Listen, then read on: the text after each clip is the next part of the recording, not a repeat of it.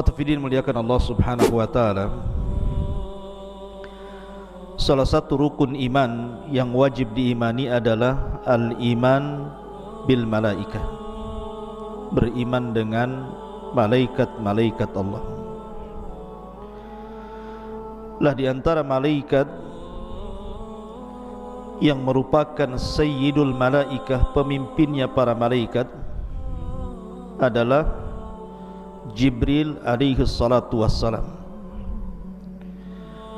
Sebagaimana di antara manusia ada pemimpin-pemimpin seperti pemimpin muhajirin siapa? Abu Bakar dan Umar. Pemimpin Ansar Sa'ad ibn Ubadah dan Sa'd ibn Rabi. Pemimpin Ahlil Bait Ja'far dan Ali radhiyallahu an. Pemimpin para nabi dan rasul Nabi kita Muhammad sallallahu alaihi wasallam. Dan pemimpin para malaikat adalah Jibril alaihi salam. Lah Jibril alaihi salatu wassalam disebutkan 3 kali dalam Al-Quran. Dan salah satu nama Jibril alaihi salatu wassalam adalah Ruhul Amin. Sebagaimana Allah mengatakan dalam surah Asy-Syu'ara, nazala bihi Ruhul Amin. Kenapa Jibril kemudian diberikan laqab atau gelar dengan Ruhul Amin, ruh yang sangat amanah? Ada yang mengatakan bahwa dikatakan Jibril dengan sebutan ruh, dan itu selalu dalam Al-Quran, seperti dalam surah Al-Qadar, tanazzalul malaikatu warruh. Kenapa selalu disebut kalimat ruh, gelar daripada Jibril, sehingga ada istilah Ruhul Kudus?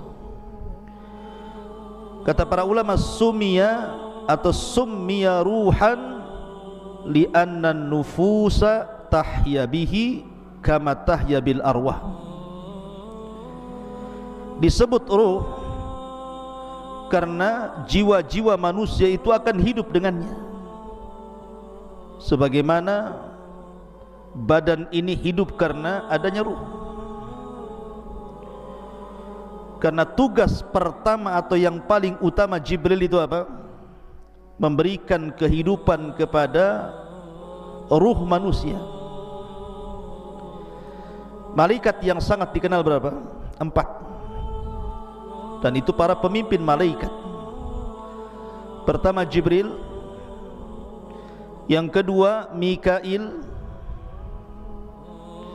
yang ketiga Israfil, dan yang keempat Malakul Maut. Ini pemimpin malaikat namanya: Jibril, Mikail, Israfil, Malakul Maut. Kalau cerita tentang alam hati, maka Jibril lah malaikatnya yang menguasai alam hati. Jibril lah malaikatnya, karena Jibril itu tugasnya menurunkan wahyu, dan wahyu itu menghidupkan hati-hati setiap manusia. Kalau bercerita tentang alam dunia, maka bercerita tentang Israfil, karena Israfil lah yang menurunkan hujan sehingga hidup seluruh alam dunia ini. Karena waja'alnal ma' likulli syai'in hayyin, kami jadikan air itu segala sesuatu jadi hidup. Karena air itulah akhirnya hidup semuanya. Kita hidup, binatang hidup, tumbuh-tumbuhan hidup. Artinya kalau kita cerita tentang kehidupan dunia, maka cerita tentang Mikail. Tapi kalau cerita tentang alam ruh, berarti kita cerita tentang siapa? Alam ruh Israfil, yang mencabut semua arwah ketika tiupan trompet atau sangkakala pertama. Semua ruh keluar dari jasadnya. Dan kalau cerita tentang alam kematian, maka di sana ada Malakul malakul maut. Jadi masing-masing ada bidangnya, ada alamnya masing-masing. Lah malaikat Jibril ini disebutkan dalam sebuah hadis Nabi SAW yang ma'ruf, antum mungkin sudah menghafal. Hadis daripada Umar ibn al-Khattab radhiyallahu an. Hadis Umar ibn al-Khattab radhiyallahu an, di mana Nabi SAW ketika itu sedang mengajar para sahabat Rasul. Tiba-tiba Umar mengatakan, bainama nahnu julusun inda Rasulillah sallallahu alaihi wasallam dzata yaumin ittala'a alaina rajulun shadidu bayadi thiyab shadidu shawadi sya'ri la yura alaihi atharus safar wa la ya'rifuhu minna ahad hatta jalasa ila nabi sallallahu alaihi wasallam fa asnadu rukbatayhi ila rukbatayhi wa wada'a kaffaihi ala fakhidaihi. Jadi Umar bercerita, ketika kami duduk-duduk bersama Rasulullah, tiba-tiba muncul seorang laki-laki, sifatnya syadidu bayadi thiyab, pakaiannya itu putih bersih. Kemudian yang kedua, syadidu sawadi sya'ri, rambutnya begitu hitam. Anehnya, la yura alaihi atharus safar, tidak ada bekas perjalanan sama sekali. Wala ya'rifuhu minna ahad, dan tidak ada satupun kami mengenali orang itu. Karena begini ikhwan, kebiasaan para sahabat Nabi, kalau ada orang asing biasanya dikenalkan oleh orang. Yang kenal dia mengatakan si fulan, namanya si fulan dari Bani Fulan. Dikenalkan oleh para sahabat Rasul supaya orang kenal. Tapi orang yang datang ini tidak ada yang kenal satupun. Kalau memang dia orang jauh, pasti ada bekas safarnya yang namanya padang pasir, gurun Sahara. Di zaman Rasul di Mekah itu kan padang pasir, angin, debu di mana-mana. Baru berjalan ke padang pasir sebentar saja pakaian sudah banyak debu. Tetapi orang ini kalau dikatakan orang jauh, kenapa tidak ada bekas safar, tidak ada debu sama sekali di pakaiannya. Kemudian rambutnya pun sangat rapi dan hitam, menunjukkan orang ini tidak pakai serban. Padahal sorban itu bagi orang Arab itu kayak sebuah kewajiban, karena bisa melindungi dari panas, bisa melindungi dari debu, bisa melindungi dari dingin, sorban itu. Dan itu tradisi Arab, ya, tradisi Arab itu pakai serban. Lah orang ini tidak pakai serban, sehingga bisa dikenali wajahnya, sangat tampan sekali. Dan ini juga dalil kalau seandainya orang ini pakai serban, tentu orang curiga nih, kenapa dia menutup kepala dan mukanya, jangan-jangan membuat jahat sama Nabi. Ketika dia tidak pakai serban, berarti orang menyangka dia orang baik-baik, karena sahabat bisa mensifati pakaiannya bersih, rambutnya hitam, menunjukkan tidak pakai tutup kepala. Tapi kalau memang dia orang dekat, kenapa nggak ada yang kenal? Kan aneh jadinya. Kalau orang jauh kenapa pakaiannya rapi, kalau orang dekat kenapa nggak ada yang kenal? Yang lebih mengherankan lagi, langsung menemui Nabi SAW, fa asnada rukbatayhi ila rukbatayhi wa wada'a kaffaihi ala fakhidaihi. Lutut dia dengan lutut Nabi itu ditemukan, kemudian tangan dia diletakkan di paha Nabi seperti ini. Tiba-tiba bertanya, ya Muhammad, penampilannya rapi seperti thalabul ilmi, tapi bahasanya kayak orang Badui. Karena biasanya kalau sahabat Rasul tidak pernah mengucapkan ya Muhammad. Yang suka mengucapkan ya Muhammad itu orang Badui. Kalau sahabat Rasul ya Rasulullah, ya Nabi Allah, itu sahabat Rasul, beradab mereka kepada Rasulullah.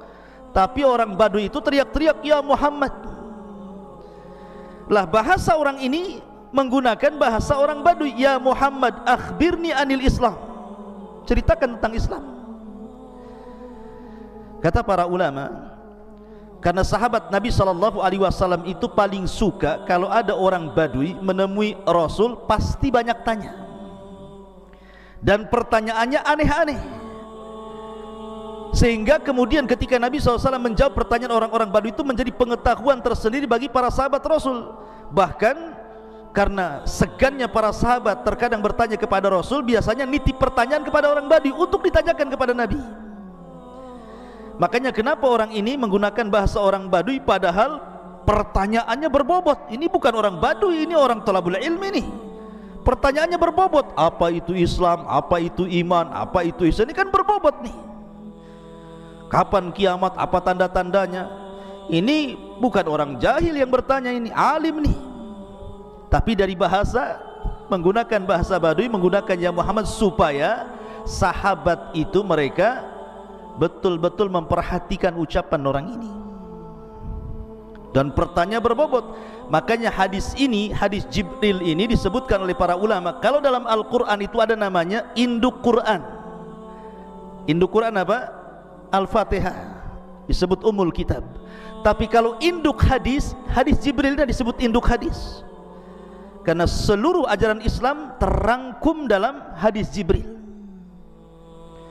Makanya di ujung hadis Rasul mengatakan, tahukah kalian siapa yang bertanya kepadaku tadi? Sahabat mengatakan, saya tidak tahu, Allah wa Rasulullah alam. Kata Nabi SAW, huwa Jibril atakum yu'allimukum amra dinikum. Tadi Jibril itu yang datang kepada kalian, sengaja mengajarkan kepada kalian tentang urusan agama kalian. Jadi Jibril itu datang terkadang bukan hanya membawa risalah, tetapi juga taudihur risalah.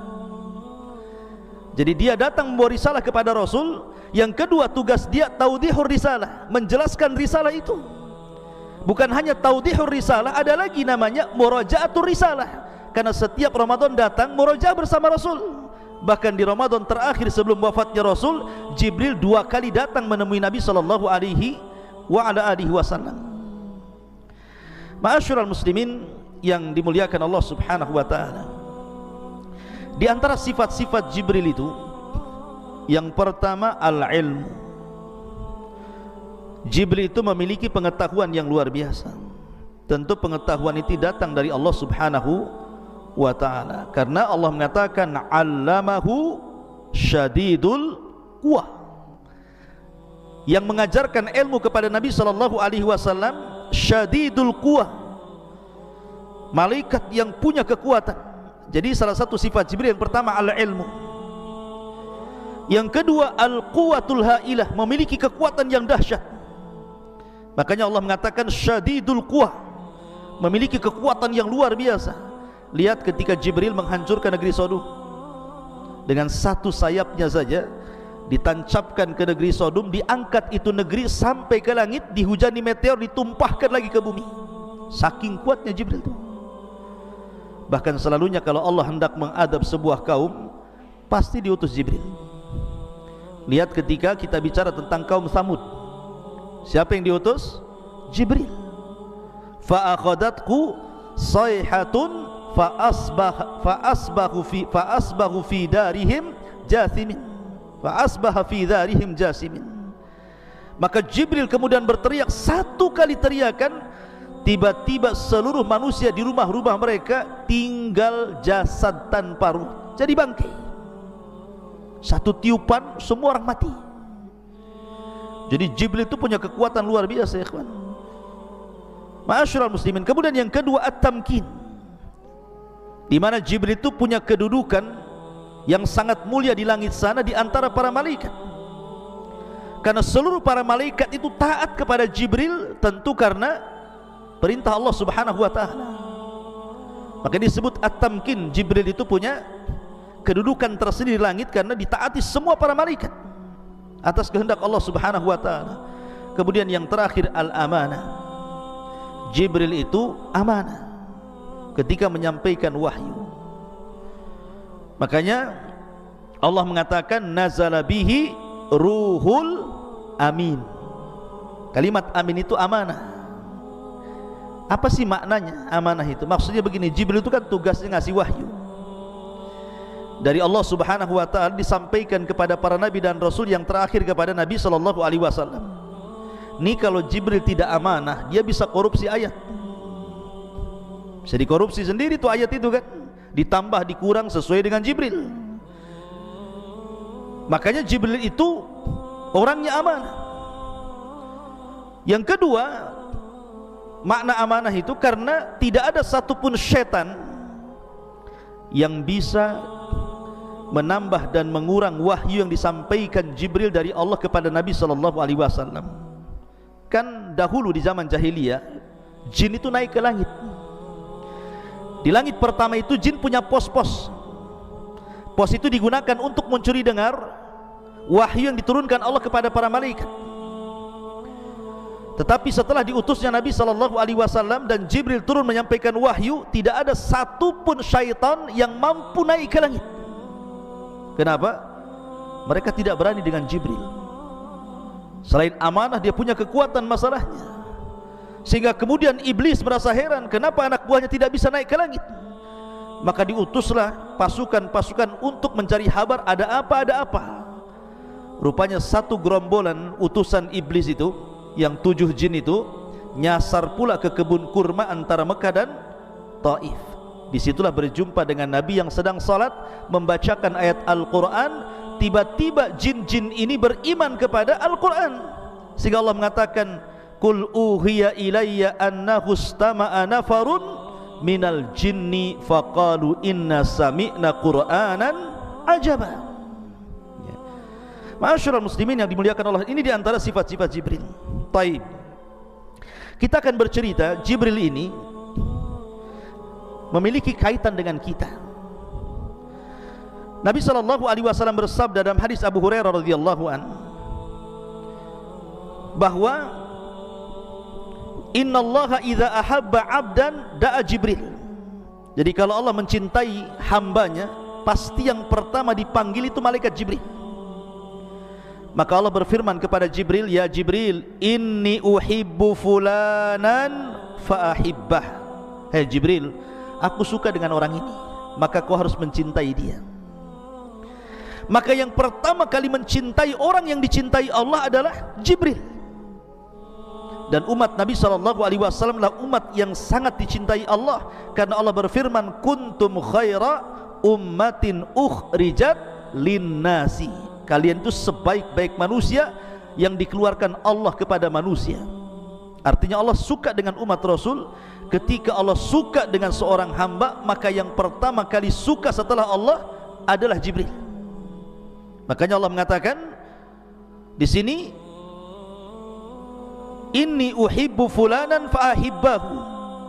Aku mencintai fulan, wahai Jibril, cintai dia. Maka Jibril pun kemudian mencintai orang yang dicintai Allah Subhanahu wa taala. Dari sini memiliki faedah bahwa Jibril itu ada alaqah, ada hubung kait dengan umat Nabi sallallahu alaihi wasallam. Ini yang kita akan sedikit bahas. Pertama, kita akan membahas alaqah Jibril dengan para nabi. Kemudian yang kedua, kita akan bahas alaqah Jibril dengan Nabi SAW secara khusus. Kemudian yang ketiga, alaqah Jibril, hubung kait Jibril bersama para sahabat Nabi SAW. Dan yang terakhir, hubung kait Jibril dengan umat Nabi SAW. 3 pembahasan atau 4 pembahasan yang kita akan bahas. Mohon sabar.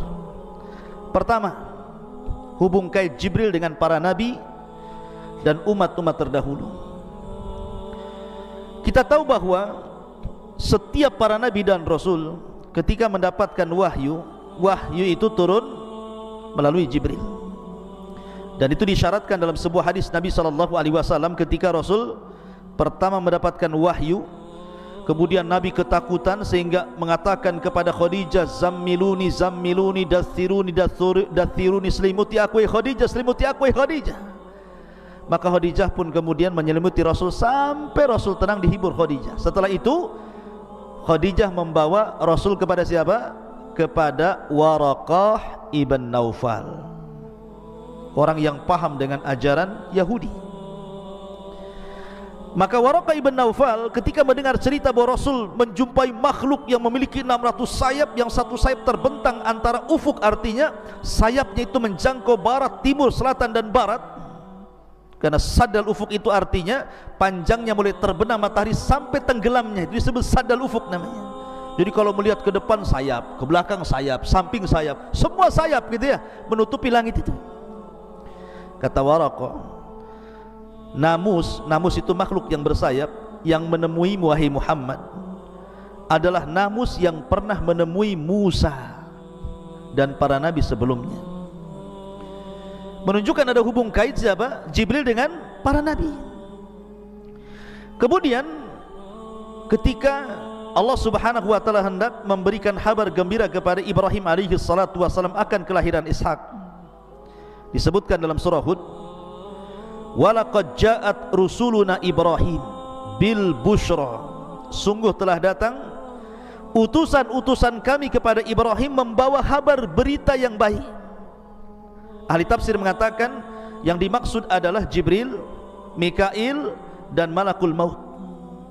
3 malaikat ini datang menemui Ibrahim dalam bentuk manusia, datang kepada Ibrahim memberikan kabar gembira. Qalu, mereka mengatakan salaman. Qala salamun, mereka mengatakan keselamatan, mengucapkan salam, maka dibalas Ibrahim juga keselamatan. Fama labitha an jaa bi'ijlin hanid, karena Ibrahim itu adalah orang yang pertama kali menjamu tamu. Ibrahim itu punya peternakan unta khusus untuk tamu. Saking karamnya, kaya Ibrahim itu, dan dia karam, dermawan. Dia punya peternakan unta bukan untuk dijual. Jadi unta itu diternak hanya untuk menghormati tamu. Kalau ada tamu satu, disembelih satu unta. Nanti lagi ada tamu, sembelih lagi satu unta. Kan enak antum kalau bertamu kayak orang kayak begini. Bertamu yuk ke Abu Merah, dia banyak tuh kambingnya. Jadi enak. Ibrahim itu mengajarkan apa? Ikram dhaif. Makanya Nabi SAW kemudian mengatakan, man kana yu'minu billahi wal yaumil akhir falyukrim dhaifahu. Siapa yang beriman kepada Allah dan hari akhir, hormati tamunya. Lah setelah kemudian Ibrahim bersegera menyembelih seekor unta, memasaknya, setelah matang, sudah enak, siap santap, siap makan, dihidangkan kepada tamu-tamunya ini. Ibrahim tidak tahu kalau itu malaikat. Malaikat gak makan, gak minum, gak berak, gak macam-macam gitu ya. Kata Ibrahim, silahkan makan. Tidak dipandang makanan itu, mata mereka justru memandang wajah Ibrahim. Suruh minum, tidak dipandang minuman itu, justru pandangan mereka memandang kepada wajah Ibrahim. Ibrahim sudah tua, ketakutan, ini jangan-jangan orang jahat nih, suruh makan malah ditatap pula saya, katanya ya. Jadi Allah Subhanahu wa ta'ala mengatakan, falamma ra'a aydiyahum la tasilu ilaihim nakirahum wa aujasa minhun khifah. Ketika tangan-tangan orang-orang itu tidak mau menyentuh makanan sama sekali, mulai Ibrahim ketakutan nih, ini jangan-jangan orang jahat nih ya. Kemudian mereka pun mengatakan, la takhaf, jangan takut wahai Ibrahim, inna arsalna ila qaumi lutin, kami diutus oleh Allah untuk menghancurkan kaum Lut. Kemudian wa mra'atuhu qa'imatan fadhahikat fabasyarnaha bi Ishaq wa min wara'i Ishaq Yaqub, dan juga menghabar gembirakan kepada Ibrahim akan kelahiran Ishak dan juga anak Ishak Yaqub. Tiba-tiba perempuan Ibrahim, istrinya Ibrahim, Sarah ini bangkit kemudian tertawa senang. Udah lama tidak punya anak, tiba-tiba datang utusan Allah menghabarkan akan kelahiran Ishak dan juga cucunya Yaqub. Ma'asyiral muslimin, dari sini ada hubung kait antara Ibrahim dengan para nabi. Kemudian juga kisah ketika Maryam keluar buang hajat, fatakhadat min dunihim hijaban, maka Maryam pun berusaha menjauhi manusia karena ingin melakukan buang hajat. Kemudian fa arsalna ilaiha ruhana, Allah mengutus kepada Maryam itu ruh kami, maksudnya Jibril, fatamassala laha basharan sawiya, maka Jibril pun membentuk laki-laki yang sangat tampan, kemudian menghadang Maryam. Maryam ini wanita yang menjaga kehormatan, tidak mungkin tergoda oleh laki-laki siapapun. apalagi yang bukan mahramnya. Lain dengan wanita hari ini, baru kenal di Facebook saja sudah janjian gitu ya. Hei sayang gitu, baru gitu saja udah kelepek-kelepek ya. Kenapa? Karena wanita-wanita sekarang ini pemain sinetron semuanya, wanita-wanita jalanan, wanita-wanita nggak jelas, makanya digoda sedikit saja mudah ditipu gitu. Maryam ini wanita afifah, menjaga kehormatannya, sehingga dia mengatakan qalat inni a'udzu birrahman in kunta taqiyya, aku berlindung kepada Ar-Rahman, Allah Azza wa Jalla, darimu jika engkau orang bertakwa. Menunjukkan bahwa Jibril yang datang kepada Maryam dalam bentuk yang sangat baik dan tampan, tidak kelihatan orang jahat. Sebab kalau Jibril itu datang kepada Maryam dalam bentuk orang jelek, orang jahat, pasti Maryam tidak akan mengatakan in kunta taqiyya. Pasti Maryam mengatakan a'udzubillahir rahman minka in kunta syaitan, kan itu. Pasti dibilang setan kan itu. Ketika taqiyya itu menunjukkan bahwa malaikat Jibril dalam bentuk yang sangat tampan, indah dan sopan. Maka barulah kemudian orang tampan jelmaan Jibril baru ngaku dan mengatakan qala innama ana rasulu rabbik li ahabalaki ghulaman zakiya. Jangan takut wahai Maryam, aku Jibril diutus oleh Allah untuk menghabarkan bahwa engkau akan mendapatkan anak yang sangat suci, Isa bin Maryam. Di sini juga ada hubung kait Jibril dengan Maryam, Jibril dengan Ibrahim, Jibril dengan Lut tadi ya, dan begitu seterusnya. Ini yang pertama, bahwa Jibril ada hubung kait dengan para nabi dan juga orang-orang saleh di zaman sebelum Nabi SAW. Kemudian yang kedua, hubung kait Jibril dengan Nabi SAW. Ma'asyiral muslimin yang dimuliakan Allah Azza wa Jalla, Jibril itu senantiasa membimbing Rasul. Terkadang Nabi SAW ditanya tentang sesuatu tidak bisa jawab, maka dia menanti-nanti Jibril tentang jawabannya. Seperti umpamanya orang-orang musyrik datang ke Madinah menemui ahli kitab, kemudian mengatakan di Mekah itu ada orang ngaku nabi loh, gimana cara menghadapinya? Kata orang-orang Yahudi Madinah, sini saya kasih soalan kamu, tanya kepada orang yang ngaku nabi di Mekah itu. Kalau dia sanggup menjawab, memang dia nabi. Kalau dia tidak sanggup menjawab, dustakan kenabiannya. Kata orang-orang musyrik, apa pertanyaannya? Satu, tanyakan tentang seorang laki-laki yang keliling dunia selama 500 tahun berdakwah kepada tauhid, bagaimana kabarnya? Yang kedua, tentang anak-anak muda yang terjerembab dalam gua yang sangat menakjubkan kisahnya, bagaimana ceritanya? Kemudian yang ketiga, tanya tentang ruh, apa itu ruh? Oh, orang-orang musyrik senang. Oh, ini bisa jadi bahan olok-olokan kepada Rasul, karena yakin tak mungkin dia dapat jawaban, dan mereka sudah dapat kunci jawabannya. Sesampainya di Mekah, orang-orang Quraisy mengatakan, ya Muhammad, saya ingin bertanya kepadamu 3 soalan. Kalau kau bisa menjawab, kau seorang nabi, kami beriman. Kalau kau tidak bisa menjawab, kau ini nabi KW ya, nabi enggak jelas, kami dustakan kenabian. Kata Nabi SAW, baik saya akan jawab, baik saya akan jawab godan besok. Rasul lupa mengucapkan insya Allah. Dengan sebab lupa mengucapkan insya Allah, lewat hari pertama Jibril tak turun, lewat hari kedua Jibril tak turun 1 minggu, Jibril pun tak turun 2 minggu, Jibril tak turun 3 minggu, tak turun juga, hampir 1 bulan. Nabi sudah sesak dadanya. Sebab kalau tidak ada jawaban, pasti mereka akan mendustakan dia. Dan itu menunjukkan bahwa Rasul tidak pandai-pandai menjawab. Memang dia tidak punya pengetahuan tentang soalan itu. Dia tetap menunggu Jibril turun. Akhirnya Jibril turun setelah 1 bulan, kemudian menurunkan surah Al-Kahfi, menjelaskan tentang adapun soalan yang pertama, dialah Raja Dzulqarnain. Dijelaskan dalam surah Al-Kahfi sejarah Dzulqarnain. Adapun tentang anak-anak muda yang terjerembab dalam gua, itulah Ashabul Kahfi. Adapun ruh, katakan ya Muhammad, yas'alunaka anil ruh qulir ruhu min amri rabbi. Jadi Jibril datang kepada Rasul dalam rangka apa? Membimbing Rasulullah. Makanya kenapa ketika Nabi SAW masih kecil, disusui siapa? Halimah Sa'diyah di Bani Sa'diyah, kan gitu ya. Lah Nabi ini masih kecil, tiba-tiba Jibril datang dengan 2 malaikat. Ditangkapnya Rasul kecil ini, tiba-tiba dibelah dadanya, kemudian diambil jantungnya, kemudian dicuci dari air zam-zam di bejana emas, kemudian dimasukkan lagi, kemudian dijahit lagi, ada bekas jahitannya. Dan itu operasi pertama dalam sepanjang sejarah manusia.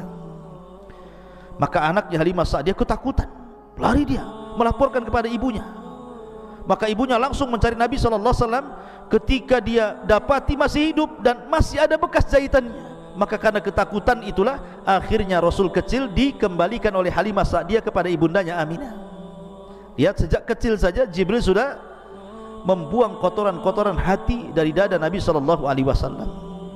Dan pembelahan dada itu 2 kali, ketika di Halimah Sa'diyah dan ketika peristiwa Isra dan Mi'raj, dibelah lagi oleh malaikat. Ma'asyiral muslimin yang dimuliakan Allah Azza wa Jalla. Lah, Nabi SAW ini biasa kalau berjumpa dengan Jibril itu, Jibril pasti akan membentuk dirinya dengan bentuk yang sangat tampan, tidak pernah membentuk dengan orang yang sangat menakutkan. Makanya biasa yang dipilih Jibril ketika berjumpa dengan Rasul, pasti dia akan tasyakul, beralih rupa seperti sahabat namanya Dihyatul Kalbi. Jadi ada seorang sahabat namanya Dihyatul Kalbi, orangnya tampan sekali, sangat tampan. Jadi Jibril kalau menemui Rasul pasti menyerupai Dihya. Sampai suatu hari Nabi sedang berbincang-bincang dengan Dihya. Kemudian Aisyah radhiyallahu anha melihat dari kejauhan. Heran Aisyah, kenapa kok lama kali Rasul berbincang dengan Dihya, dan selalu. Sehingga setelah kemudian Rasul berdialog dengan Dihya, Aisyah radhiyallahu anha bertanya, "Ya Rasul, inni ra'aituka waqifan amama Dihya." Aku melihat kau ini berada di depan Dihyatul Kalbi kemudian berbicara. Kata Nabi SAW, "Ya Aisyah, itu bukan Dihya, itu Jibril." Kata Rasul SAW, "Itu Jibril." Kata Rasul, "Kau melihatnya?" Kata Aisyah, "Iya, saya melihatnya dengan kedua mata saya." Ingat, tidak ada wanita di zaman Rasul yang pernah melihat malaikat dalam bentuk alih rupa menjadi manusia kecuali Aisyah. Tapi kalau laki-laki banyak, dalam hadis Umar tadi kan lagi kumpul-kumpul laki-laki kan, tiba-tiba datang Jibril bertanya Islam, iman, ihsan. Laki-laki banyak yang melihat, tapi perempuan tidak ada yang melihat malaikat yang berbentuk manusia kecuali Aisyah. Makanya Nabi SAW mengatakan, karena engkau telah melihat Jibril wahai Aisyah, engkau akan mengalami kebutaan di akhir hayatmu. Maka setelah Aisyah kemudian tua, meninggal Nabi SAW, betul Aisyah menjadi buta. Sebelum wafatnya Aisyah buta. Dengan butanya Aisyah mencari-cari barang di rumah. Ini ada barang nih. Maka dia panggil pembantunya, tolong sedekahkan barang ini ke Bani Fulan. Dicari-cari lagi, dapat lagi barang, tolong yang barang ini sedekahkan ke Bani Fulan. Setiap hari sampai akhirnya ludes, tidak ada barang di rumahnya karena disedekahkan. Ketika Aisyah sudah tidak bisa lagi menemukan barangnya karena buta dia bertanya kepada khadimnya, "Masih ada lagi barangku untuk saya sedekahkan?" Kata pembantunya, "Ya Aisyah, ya Ummul Mukminin, kenapa kau habiskan hartamu untuk bersedekah?" Maka Aisyah radhiyallahu anha mengatakan kepada pembantunya, "Ingat, wal akhiratu khairun wa abqa." Akhirat itu jauh lebih baik dan lebih kekal. Akhirnya Aisyah meninggal dalam posisi rajin bersedekah. Dan itulah keinginan orang yang masuk dalam kuburan, pasti mengatakan, "Laula akhartani ila ajalin qarib fa asaddaqa wa akum minas salihin." Pasti ingin sedekah kalau orang ingin dihidupkan kembali di kuburan. Jadi Rasul itu kalau berjumpa dengan Jibril selalu dalam bentuk Dihyatul Kalbi, dan selalunya di kamar Aisyah radhiyallahu anha. Dan itu pula yang menjadikan Aisyah dilebihkan dari istri-istri yang lainnya, karena Jibril tidak pernah turun di rumah istri manapun dari istri Rasul kecuali di rumah Aisyah radhiyallahu anha. Ma'asyiral muslimin yang dimuliakan Allah Azza wa Jalla. Lah, Nabi SAW pun ketika peristiwa Isra Mi'raj, siapa yang membawa Rasul ke langit? Siapa yang membawa Rasul dari Masjidil Haram ke Aqsa, dari Aqsa ke Sidratul Muntaha? Jibril. Jibril yang menemani Rasul sampai diangkat ke Sidratul Muntaha lagi oleh Allah Azza wa Jalla. Dan Jibril tidak bisa sampai ke Sidratul Muntaha, hanya sampai Baitul Ma'mur. Tapi lihat peristiwa besar Isra Mi'raj itu, Rasul sama siapa? Sama Jibril. Artinya bahwa Jibril itu sangat memuliakan Nabi SAW, diantarnya sampai ke langit. Kemudian juga dalam peristiwa dakwah di Taif, Rasul kan ketika tidak bisa dakwah di Mekah, dia dakwah ke Taif. Orang Taif kurang ajarnya kurang lebih dengan orang-orang orang-orang Quraisy Mekah gitu ya. Dilempari Rasul sampai Rasul lari 1 mil meninggalkan daerah Taif sampai masuk ke kebunnya di antara perbatasan Mekah dan Taif. Disitulah Jibril datang dengan 2 malaikat penjaga bukit Taif. Kata Jibril, ya Muhammad, perintahkan 2 malaikat ini. Dia penjaga bukit Taif. Kalau kau perintahkan bukit Taif dilempar kepada penduduk Taif, dia siap melaksanakannya. Kalau antum di posisi Nabi SAW, pasti antum mengatakan lempar saja, kurang ajar orang itu, ya kan? Tetapi Nabi SAW itu penyabar, ulul azmi. Makanya Rasul mengatakan, Allahumma hdi biqaumin fa innahum la ya'lamun. Tidak ya Rabb, tidak ya Jibril, jangan kau lempar bukit-bukit itu kepada mereka. Mereka melakukan sesuatu kepadaku karena mereka tidak tahu aku seorang Nabi.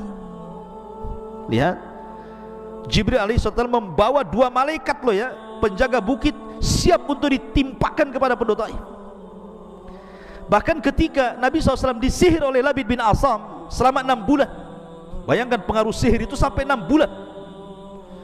Akhirnya Jibril turun dengan 2 malaikat, kemudian meruqyah Nabi SAW. Dari sinilah turun surat Qul a'udzu birabbil falaq dan Qul a'udzu birabbin nas. Jibril yang meruqyah Rasul ya.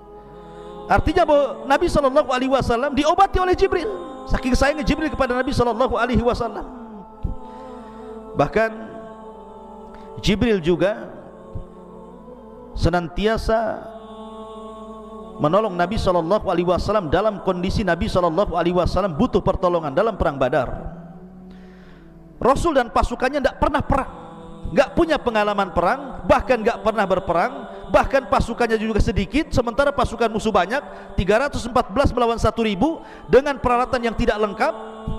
Tentu manusiawi Nabi SAW takut kalah. Tapi malam itu Nabi beristighatsah kepada Allah. Akhirnya kemudian Allah kabulkan istighatsahnya Rasul. Dikirimnya pertama kali oleh Allah 1000 malaikat dipimpin Jibril, sampai Rasul mengatakan, absyir ya Abu Bakrin, absyir ya Abu Bakar, berbahagialah wahai Abu Bakar, kita akan menang katanya. Keesokan harinya terjadi perang Badar. Bukan 1000 lagi yang turun, khamsati alafin minal malaikati munzilin, 5000 malaikat turun dipimpin Jibril. Dan Jibril menunggang kuda namanya Haizum. Kudanya Jibril itu namanya Haizum. Makanya Jibril mengatakan kaidum Haizum sambil menunggang kuda itu. Jadi kalau antum ditanya siapa nama kudanya Jibril, Haizum namanya. Makanya para sahabat mendengar Jibril mengucapkan kaidum Haizum, ayo lari wahai Haizum, serang mereka.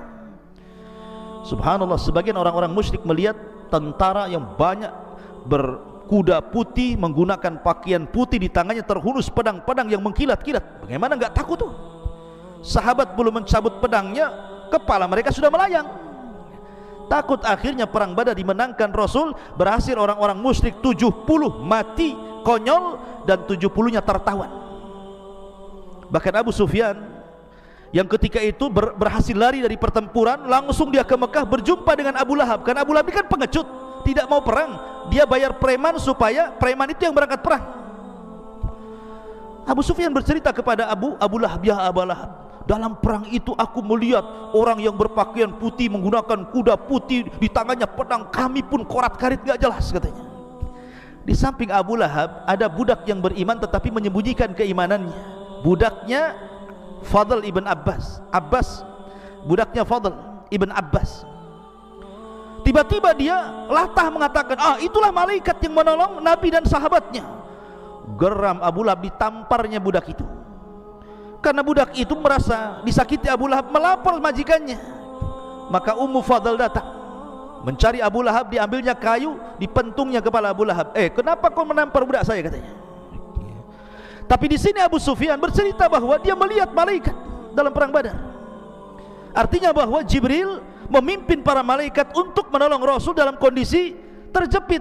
Saking ketakutannya Rasul, berdoanya juga beda dengan doa-doa yang lainnya, sampai dia mengatakan Allahumma in tahlik hadhil isabah falan tu'bad abada. Ya Rabb, kalau kau hancurkan kelompok yang sedikit ini, enggak akan ada yang lebih yang menyembah kamu ya Rabb. Ya, sampai khawatirnya Rasul. makanya Allah turunkan Jibril. Ma'asyiral muslimin yang dimuliakan Allah Azza wa Jalla, ini diantara alaqah hubung kait Jibril dengan Nabi sallallahu alaihi wasallam, dan banyak lagi hubung kait Nabi sallallahu alaihi wasallam dengan malaikat Jibril alaihi salatu wasallam. Kemudian yang ketiga, hubung kait Jibril dengan para sahabat. Ketika Nabi sallallahu alaihi wasallam berhadapan dengan orang-orang Quraisy, orang-orang Quraisy ini jago syair. Dan orang dulu syair itu, para pujangga-pujangga itu mereka akan debat dengan syair. Mungkin kalau orang Melayu ini berbalas pantun seperti itu ya. Jadi, dan syair itu merupakan media di zaman itu, sama dengan YouTube, televisi itu disebut syair di zaman itu. Dan hebat luar biasa syair-syairnya orang-orang Arab kafir itu. Maka Nabi SAW punya tukang syair namanya Hassan ibn Thabit. Itulah tukang syairnya Rasul, Hassan ibn Thabit. Apa kata Rasul? Ya Hassan, uhzum fa inna ma'aka Jibril. Ya Hassan, uhzum fa in la takhaf fa inna ma'aka Jibril. Serang dengan syairmu wahai Hassan, maka Jibril akan membantumu untuk mengalahkan syair mereka, katanya. Akhirnya Hassan tiba-tiba lancar syairnya karena ada Jibril di situ. Itu ada alaqah antara Jibril dengan para sahabat Nabi sallallahu alaihi wasallam. Termasuk juga ada alaqah, ada hubung kait antara Jibril dengan umat Nabi sallallahu alaihi wasallam sampai hari ini, bahkan sampai kiamat dibangkitkan. Walaupun Jibril bertugas menurunkan wahyu, bukan berarti dengan wafatnya Rasul Jibril tidak pernah turun ke bumi, tidak. Bahkan setiap tahun Jibril turun ke bumi. Kapan? Inna anzalnahu fi lailatul qadr wa ma adraka ma lailatul qadr lailatul qadri khairu min alfi syahrin tanazzalul malaikatu waruh. Lihat, malaikat-malaikat dan ruh Jibril turun setiap Lailatul Qadar. Untuk siapa itu? Untuk kita.